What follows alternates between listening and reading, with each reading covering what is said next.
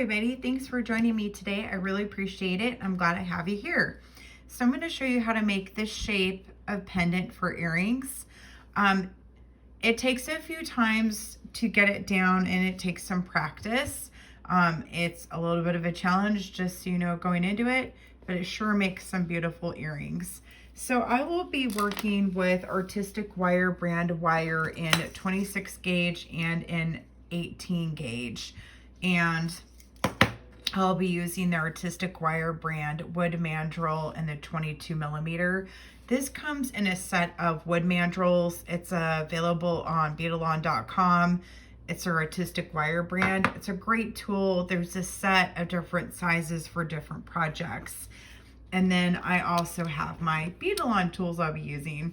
So you'll also need some 2 to 3 to 4 millimeter stones. I have these small 2 millimeter faceted ruby and sapphire beads I'll be using from Tejas Beads, and some amethyst drops. And I've pre-wire wrapped these. I do have a video on how to briolet wire wrap or top drill bead wire wrap on my YouTube channel, if you want to check that out to learn how to wire wrap some beads that are the smaller briolet type. These are, I think, about 10 millimeter green amethyst. They're real pretty facet. I like these. And you'll also need some nylon pliers. These are handy, and some I think that's it. Okay, so let's get started. Oh, and a ruler. So to get started for these earrings, I'm cutting 4 inches of wire, and you can cut more or less depending on what size of earrings you want. And I do this a lot, so I'm pretty good at kind of winging it by looking at it. So when you cut your wire, you want both sides to be the same length. And then, here we go. You will want to find the middle spots, and you can hold it up against a ruler to just double check where you're at in the middle of your wire. If you're not sure, I'm going with about this part. And you want to take your wire and you want to fold it in half. And I'm using flat nose pliers for this. And it's going to give you kind of a loop here in the center. And I'm going to separate these out. And I'm going to hold this really steady and careful in my hand, because when you are pinching the end here, we want to pinch this closer together. It'll sometimes try to get away from you. So you just want to hold it real sturdy and just gently push the wire at the very end together with your pliers to bring it in tighter. And I'm going to do it on this one. So again, you just want to hold it real nice and tight. See, it'll want to like bend in half and kind of escape from you and go the wrong direction. You just want to hold it as best as you can, real nice and tight. See how it keeps wanting to flop? That's a good demonstration, huh? Just want to hold it nice and tight, pinch closed a little slowly, and then you have your ends there. And next you want to grab your mandrel and open up your wire here on both of them. And if they're a little off on the end, just trim it so they're the same length. I'm gonna do that really quick. No, that one's all right. And then you want to take them and you want to slide them around your wood mandrel. And I'm just pushing mine up from the center of my bend here on my wire. And you want to make sure that it is, here, I need to zoom out a little bit, that is centered on your wood dowel. And you want to make sure it's centered with your wire, because you want to have equal amount of curvature on each side of the wire as much as possible. And then you want to take it and you want to bend it around the dowel so you have this shape formed. And you can go ahead and pull it out. So this is kind of what we're looking at here to the start of our shape. And I'm going to do it this side. And again, I'm just going to push it up from the bottom. Whoop. And center it here on my dowel and grab both ends of the wire and push them close together. And here we go. And the next step is to take your round nose pliers and round the ends of each side into a loop. the side. Here we go. And our first one is finished. And take this side and around in a loop. And then when you're finished, you also want to hold them up next to each other and make sure that they are the same size. That way your earrings are the same size. So we have both of our charms here. I'm going to hold them up side by side and make sure that they're the same size.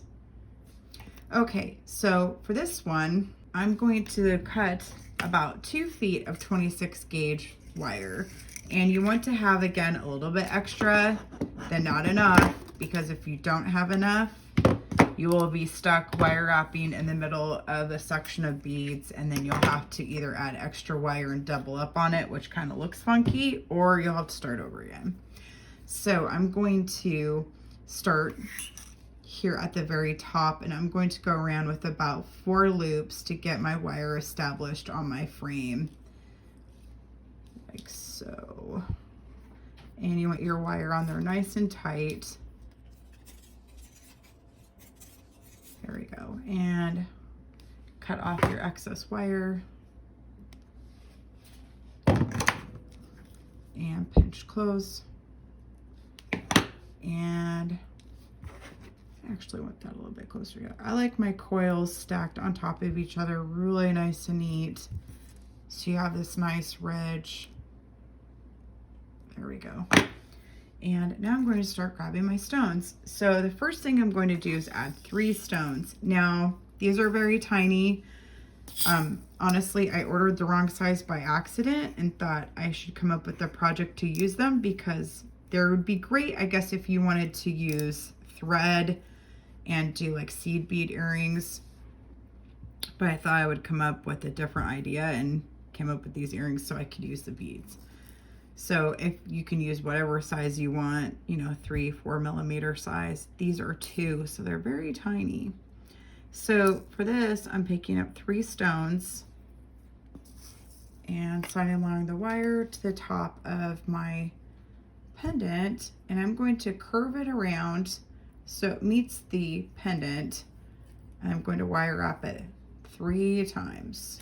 And really nice and tight and close together on my pendant here. And you want to keep going until you get to the end with your stones. So let's pick up 3 more. So I've got my next 3 on there. So again, I'm going to curve them around, have them meet the hoop, and wire wrap around it again 3 more times. And you can see we have a pattern starting. So I'm going to do this until I get to the end of my hoop, and I'll finish this and I'll be right back. So I finished the end of my hoop with my blossoms here, and I have 1, 2, 3, 4, 5, 6 of them along the frame. And now I'm going to go to the end of the frame, and I'm going to create a loop here to add my dangle stone from it. So I am wire wrapping around the pendant end here, and I'm going to go to the end center here and grab my round nose pliers. I'm going to form a loop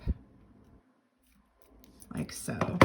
And I'm going to add my dangle stone on the wire and drop it down to the center of the pendant here. And since I have my wire going from the top, I'm going to take it back behind. So I have my loop kind of going around the frame like this. It makes it a little bit stronger. And I'm going to wire wrap it onto the frame right next to it like so. And I want to go the same amount of loops on both sides. So when you're looking at the base, you have the equal amount of wire across from it. So that way it looks like it matches and it's balanced. Okay, so this part is done. So now I'm going to add more stones and go back along this side of the frame. So I'm going to pick up 3 more stones.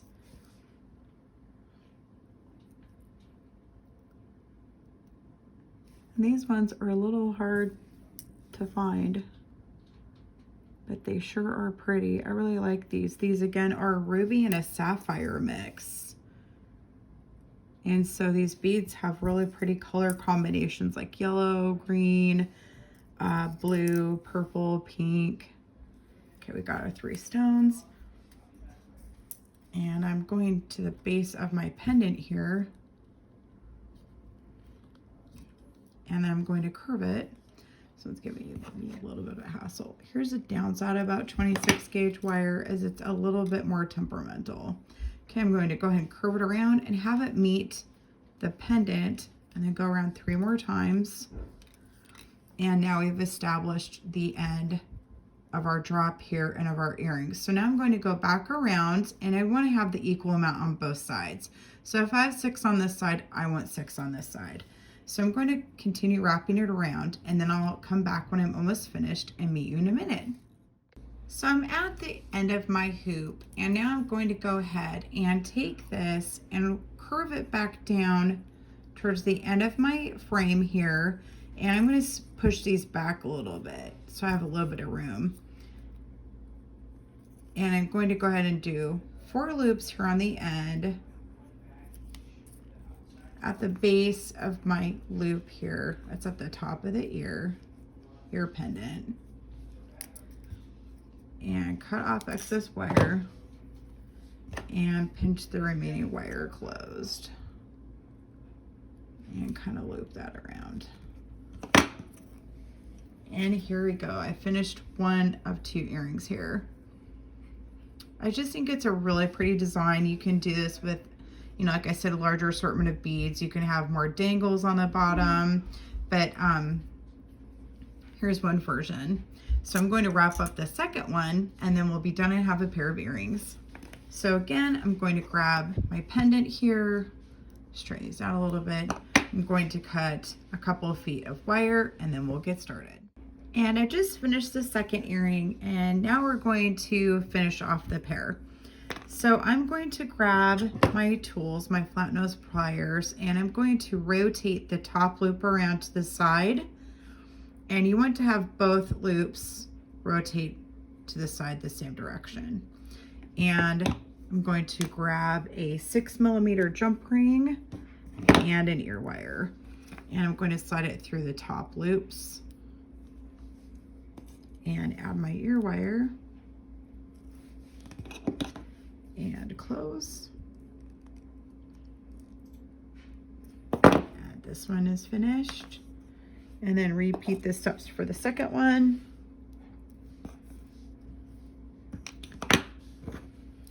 Oops. Okay, we're going to rotate our loops this way. And I'm doing this because I'm choosing to use a jump ring, and the jump ring needs to face this direction, so that way I have the ear wire facing the right direction.